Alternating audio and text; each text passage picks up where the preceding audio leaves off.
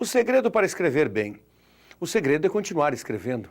Quanto mais você escrever, melhor você se aproxima, não do ideal, negativo, mas daquilo que é interessante para começar a gostar das palavras e gostar do próprio texto. O encontro de hoje é sobre a redação, a produção do texto. Veja se você gosta e escreva. Um abraço. Bem, agradecendo que o Sósia nos apresentou, é hora de começar o trabalho de hoje com a produção de textos. E a produção de textos neste encontro quer brincar um pouquinho com você, brincar de forma séria. Muitos de nós adquirimos o estilo de escrever fundamentado em o que vimos, o que lemos, copiando algumas coisas, adaptando outras. Isso é mais ou menos comum. Na verdade, muitos de nós não identificamos de onde vem o nosso estilo. Outros identificam sim, e vale a pena você até buscar um aprofundamento nisso, porque as influências são poderosas. Muito bem, vejamos. Oriente-se pelo seguinte, observe se alguém ao seu lado nesse momento está segurando uma caneta. Sim, ou uma lapiseira. Veja que cada um de nós segura a caneta ou a lapiseira de uma forma própria. Isso é muito comum. E não dá para você dizer que há uma única forma. Alguns escrevem com a mão errada. Não. Qual é a mão errada, Marlos? É a esquerda. É brincadeira, é claro, não é o sentido.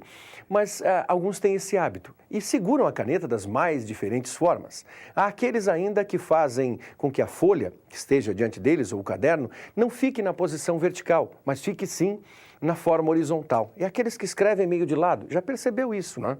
Há algumas estranhezas? Sim, mas não chame de estranhezas, chame de estilo. Pois o encontro de hoje apresenta para você vários estilos. Então é necessário que leiamos, que entremos em contato com esses estilos e tiremos as nossas conclusões. Porque através desses estilos, muitas vezes vícios de linguagem surgem. E alguns dos vícios que incomodam. Hoje costumamos dizer que dois vícios que incomodam muito são justamente os vícios do pleonasmo, ou seja, é a história de você repetir, reforçar uma ação de maneira desnecessária. É claro que pouca gente escreve entrar para dentro, sair para fora, subir para cima, descer para baixo. Mas muita gente escreve e fala a grande maioria, que é também uma forma pleonástica de se escrever. E está errado. A maioria já se subentende que é mais do que 50%. Então, dizer a grande maioria consiste em um erro. É necessário que nós não utilizemos isso.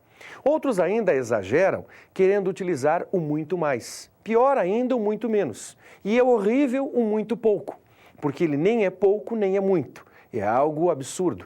Aí caberia a orientação de buscarmos os superlativos. E os superlativos em sua forma sintética. Aqueles que terminam em íssimo, às vezes terminam em érrimo. Vale a pena, mas é um outro momento para pensarmos, não agora. Agora vale a pena observarmos alguns estilos e você, a partir desses estilos, identifique se em determinado momento, quando você está escrevendo, o seu estilo não é próximo ao que veremos na sequência. O encontro de hoje, então, traduz o estilo de escrita de algumas pessoas. Observe que o texto é o mesmo. O texto base para os estilos é o mesmo, mas diferentes formas de escrevê-lo. Vejamos. Narram-se aqui, em diversas modalidades de estilo, um fato comum da vida carioca, a saber, o corpo de um homem de 40 anos, presumíveis, é encontrado de madrugada pelo vigia de uma construção, às margens da Lagoa Rodrigo de Freitas, não existindo sinais de morte violenta. Eis o texto base.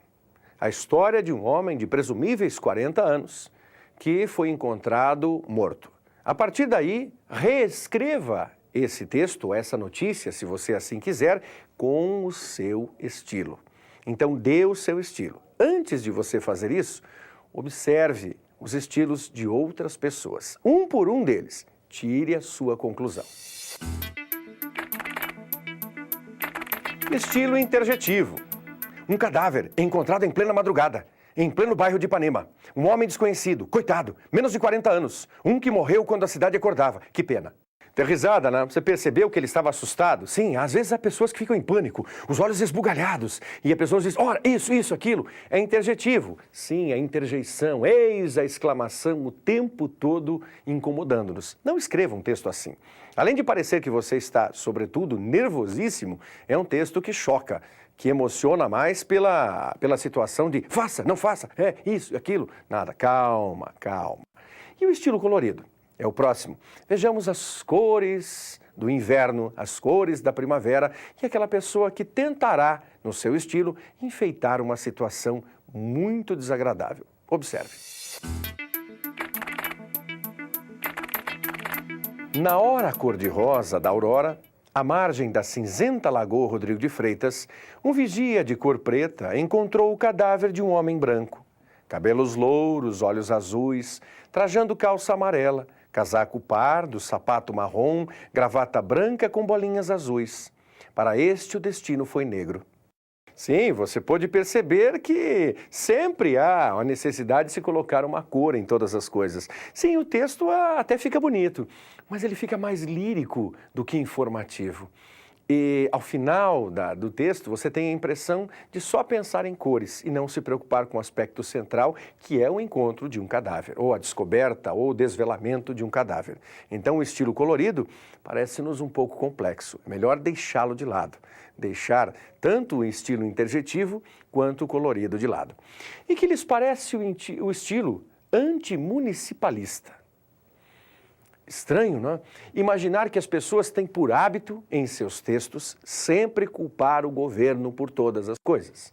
Sim, parece que o governo é culpado por tudo. É você respirar, o governo é culpado. É você sair à rua, o governo é culpado. É você estar em casa, o governo é culpado. Não vamos aqui isentar o governo de nada. Não temos nenhuma carta de alforria para o governo em nenhuma situação. Não é esse o ponto. O aspecto é, quem elege o governo? Você, se você já votou, já contribuiu. Se você não votou, votará, seguramente. Quem elege o governo é você. Então, na verdade, antes de culparmos alguém, olhemos no espelho e culpemos a nós, ou a imagem que estiver ali refletida, porque você é que elege sim. Então, esse estilo antimunicipalista é aquele que sempre colocará a responsabilidade nas ações governamentais, esquecendo que ele também é um protagonista dessas ações, uma vez que ele nomeou os seus funcionários. Sim, os governantes são os nossos funcionários. Através do voto, nós podemos manter esse funcionário ou dispensá-lo. Você sabe disso? Então confie e eleja sempre bem. Mas olhe agora o estilo antimunicipalista.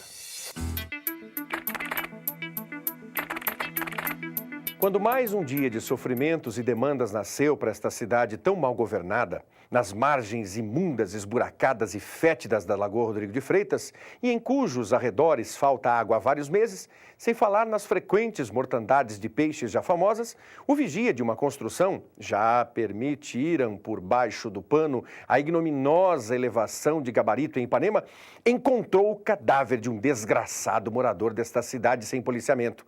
Como não podia deixar de ser, o corpo ficou ali entregue às moscas que pululam naquele foco de epidemias. Até quando?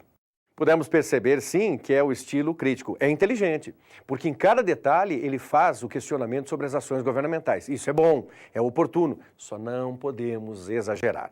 Na sequência, após o intervalinho, teremos o momento do estilo reacionário. O que é ser reacionário? Reacionário pode ser para muitos o pelego de plantão. Então veremos daqui a pouquinho como funciona esse reacionário, como é o estilo dele, como é esse peleguismo de prontidão nas ações textuais. Até daqui a pouco.